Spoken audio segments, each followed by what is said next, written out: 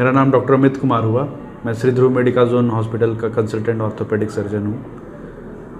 हमारे यहाँ एक मरीज़ आए थे स्पाइन के प्रॉब्लम के साथ। रीढ़ का हड्डी में उनको काफ़ी तकलीफ़ था, साथ में जो कमर का दर्द था वो पूरे पैरों तक जा रहा था।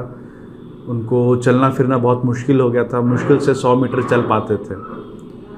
चलना इतना मतलब कि उनको अगर चलना ज़्यादा दूर तक 1 किलोमीटर 2 किलोमीटर चलना होता था तो कम से कम 10-15 बार वो रेस्ट लेते थे, तब जाके पूरी तरह वो 1 किलोमीटर चल पाते थे।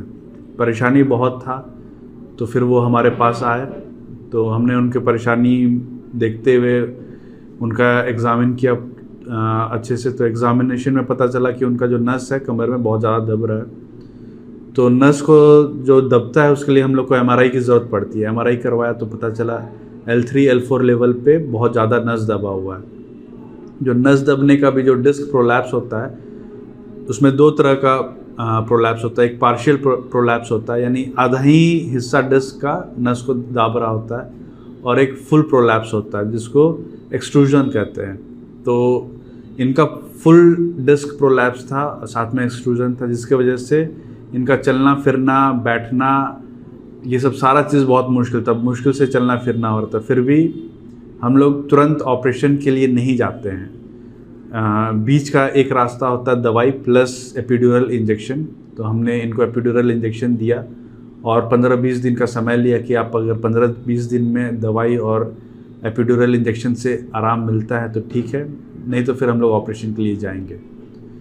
एपिड्यूरल इंजेक्शन एक न्यू टेक्निक है जिससे उस जगह के नस जहाँ सूजन है, डिस्क की वजह से जो सूजन बढ़ जाता है, वहाँ पे हम लोग इंजेक्शन से सूजन को कम करते हैं। तो नस के ऊपर जो दबाव है वो कम हो जाता है और दर्द भी उसके कारण बहुत कम हो जाता है। 90% मरीजों में ये सफल रहता है, लेकिन चूँकि इनका फुल डिस्क प्रोलैप्स था, एक्सट्रूजन था, तो इसके वजह से इनमें कुछ भी प्रभाव देखने को नहीं मिला। तो फाइनली मरीज़ ने ये तय किया कि नहीं, मुझे ऑपरेशन ही करवाना है। तो चूँकि तकलीफ़ बहुत ज़्यादा था, वो दवाई के लिए तैयार नहीं थे, थोड़ा समय देने के लिए तैयार नहीं थे, तो हम लोगों ने ऑपरेशन प्लान किया।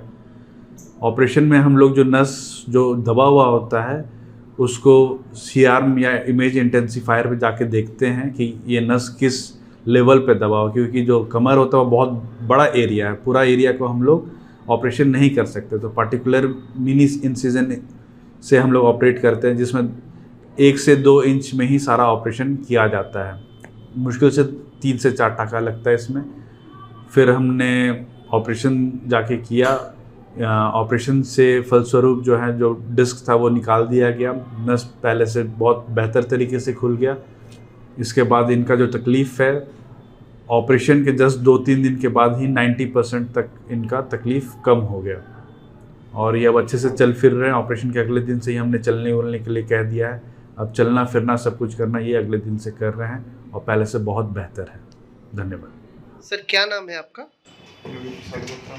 कहाँ के रहने वाले हैं आप?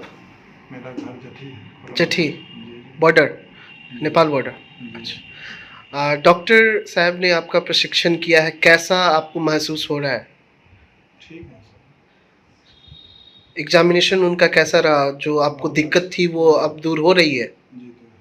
कितने दिनों से आप भर्ती थे यहाँ? यहाँ में 21 तारीख से 19 तारीख से 19 तारीख से। तो डॉक्टर अमित के बारे में किन्हीं से पता चला या फिर आपको पता था इनके बारे में? नाम आए थे सर, हमारे यहाँ भाई है। अच्छा, वो यहाँ से अपना ट्रीटमेंट करवा के गए हुए हैं। तो क्या आपको स्पाइन में प्रॉब्लम था? जी। बहुत ज़्यादा स्पाइन प्रॉब्लम से आप तकलीफ में थे? हाँ, दर्द हो रहा था जान में। अच्छा, अब ठीक है? जी।